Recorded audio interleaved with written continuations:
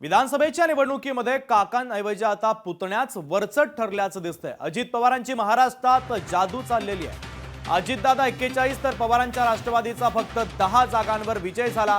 अजितदादांची काकांवर बाजी असल्याचं पाहायला मिळते। अजित पवारांनी लढवलेल्या 51 जागांपैकी 41 जागा जिंकण्यात त्यांना मोठं यश आलंय। शरद पवारांनी लढवलेल्या 86 पैकी 10 जागा फक्त ते जिंकलेले आहेत। त्यामुळे आता काकांना पुतण्या वरचढ ठरल्याचं चित्र महाराष्ट्रात पाहायला मिळतंय।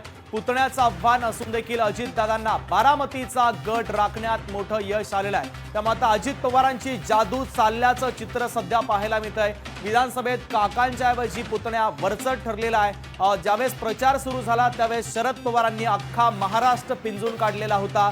बारामती मतदारसंघ देखील शरद पवारांनी पिंजून काढलेला होता। मात्र एवढे सगळे कष्ट घेऊन देखील शरद पवारांना अपेक्षित यश येत नसल्याचं पाहायला मिळतंय। तर अजित पवार हेच वरचढ ठरलेले आहेत।